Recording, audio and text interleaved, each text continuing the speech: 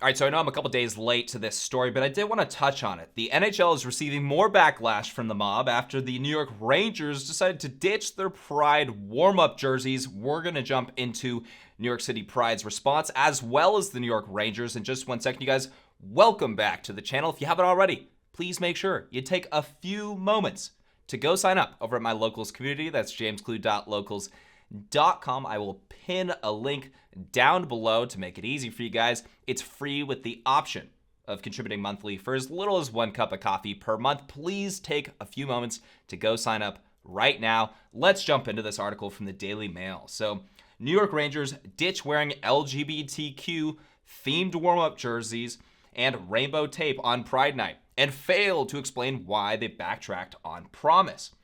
The New York Rangers have failed to explain why they did not honor their promise of wearing the LGBTQ-themed jerseys before taking the ice on Pride Night Friday at Madison Square Garden.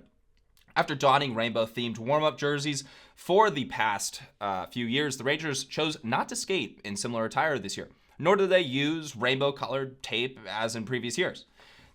This is in spite of advertising that the team would do so, and comes in the aftermath of Philadelphia Flyers choosing to ice a skater who was the only one not to wear a rainbow jersey on their Pride Night. We did touch on Ivan Provorov in a recent video. Go check that out if you didn't already. But so they decided not to wear their Pride warm-up jerseys. Now, they did also, they did have other Pride-themed stuff going on their Pride Night. They had people waving Pride Rangers flags. They had Andre Thomas, a co-chair of New York City Pride, take part in a ceremonial puck drop. They also announced that they were making a donation to the Ali Forney, sorry if I'm butchering that, Forney Center, which helps homeless LGBTQ plus youths. So that wasn't good enough. That wasn't good enough. But the team did ditch their warm-up jerseys, and this is coming, just a week after Ivan Provorov decided to ditch his warm-up jersey. I'm suspecting that they had a few team members that were kind of just thinking, okay, this is enough. This is enough. We're about inclusion, but this is now about celebration, and it's weird. It's just kind of weird. And the fact that it's even a controversial thing not to be wearing a Pride jersey is just unbelievable to me. But let's jump into New York City Pride's response, because I want to jump into the responses and then we can kind of talk about what I think about it. New York City Pride reportedly learned that the Rangers had decided not to use the Pride Night equipment, decrying the showing was a major disappointment to the LGBTQ community in New York and beyond. I don't even know to what extent gay people in New York were actually upset about this. I don't know if it's just a bunch of woke journalists, or maybe that's just the type of person in New York if they were actually upset about this. Quote, "We are communicating these concerns with New York Rangers and NHL leadership as we continue to discuss the ways these organizations can work toward inclusion." The big selling point that they keep pushing here, it is inclusion. That's what this is all about. It's inclusion. So wear our sexuality all over yourselves and celebrate it, because that is inclusion. The group said in a statement, "We are committed to continuing our relationships with the New York Rangers and the NHL, maintaining substantive dialogue with them about meaningful allyship with the LGBTQ plus community." The response from the Flyers was, "Our organization respects the LGBTQ plus community." That's the shortest abbreviation they can come up with. "Community, and we are proud to bring attention to important local community organizations as part of another great Pride Night. In keeping our organization's core values, we support everyone's individual right to respectfully express their beliefs," the Rangers said in a statement after the game. So they gave a non-answer. And one, because they just fear the mob and they don't want to give them anything that they can chew on. Totally, it's a non-answer for them is better than an answer. However, if I had to guess, I think that they had a handful of team members that kind of looked at what Ivan Provorov did and agreed with it. And instead of putting individual players in the crosshairs, I think they just I think they just ditched the warm-up jerseys. I think that's probably what went down here. It's pretty obvious that's what went down here. There's obviously some issue. It's not like there was like a jersey mix-up or something. If there was, then they would have said, "Oh, well, sorry, the jerseys didn't come in time," or there was some issue there. They didn't say that. It didn't seem like there was a mistake made. It was just a uniform decision of, nope, we're keeping it straight. Maybe you have a couple players that are saying, I feel weird about wearing this community's sexuality on my jersey. I don't know why I'm doing this. It's obviously weird. Imagine if it was like a straight Pride night or or for that matter, imagine if it was everyone has to wear a Christian jersey. Jesus on the front, everything like that. I'm sure the left would lose their minds at that. But it's a weird thing to do, especially, we've seen comparisons of, oh, well, what if they did this with military jerseys or police jerseys? I mean, I would imagine there's a handful of professional athletes out there that maybe aren't the biggest fan of the police. Maybe they wouldn't want to rock a jersey like that. But this is different, right? This isn't about people policing the communities and keeping people safe, or the military and protecting the nation, people putting their lives on the line. This is about celebrating, not just accepting, but celebrating somebody's sexuality on your jersey. That's what this is.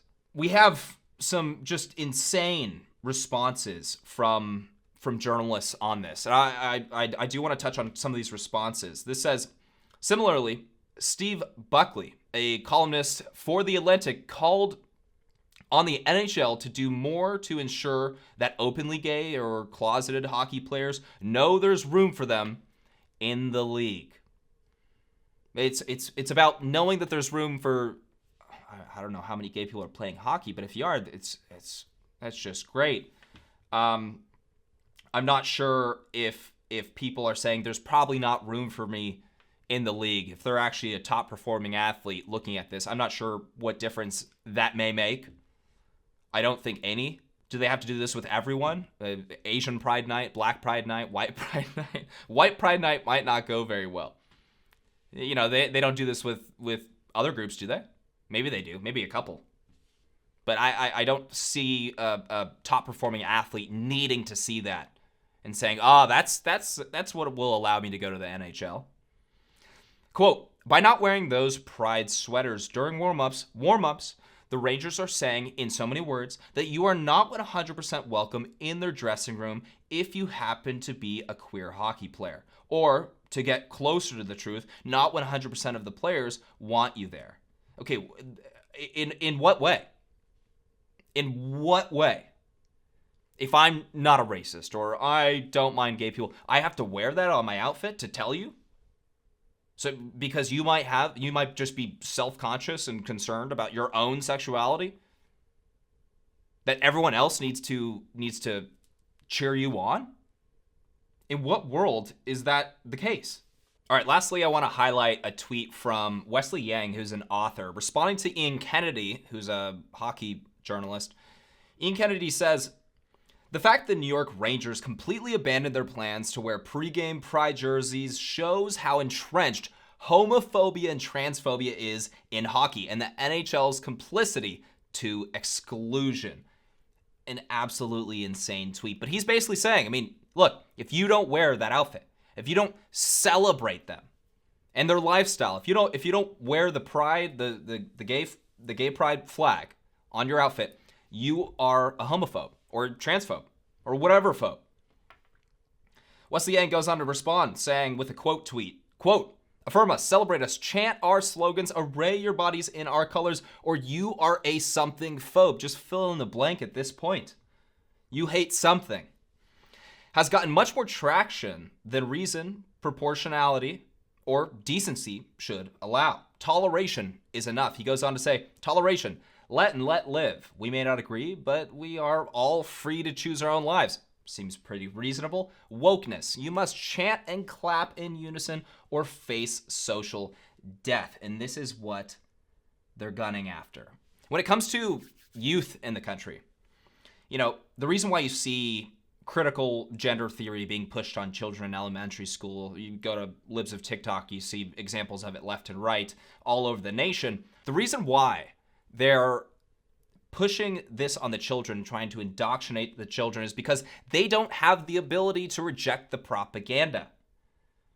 They don't have that ability. They don't have the ability to say toleration is enough. You can teach a kid that A is B and they will completely believe you. What they're trying to do is teach them wokeness when toleration is completely acceptable. You can raise children. You can teach children to look at toleration. You can teach children that that is a radical and intolerant way of thinking. That's why they're pushing this on children so much. You have so much of the country that is seeing this nonsense. You won't wear a pride jersey, and therefore you're a homophobe. Therefore, you are afraid of gay people or trans people. So much of the country is rejecting this belief that these people are forced to go after children because it's just complete nonsense. Your average adult, or at least half the adults in the country, don't buy it. A couple responses to Ian Kennedy. We have Noam Blum right here. It got turned into some sort of purity test instead of a sincere act of solidarity the second you argued that it should be mandatory. It's literally your fault. Teams would rather not bother doing it at all right now. Congratulations, you won. We'll see how many teams follow the Rangers when it comes to not making a big stink about their team members, their players not wanting to wear the pride jersey. Mr. Miller says, not even the NHL is saying it should be mandatory in its own policy. It's a media-led inquisition. That's it. The mob needs you to fall in line. You need to celebrate it because toleration isn't enough. That's what they're saying. Toleration is not enough.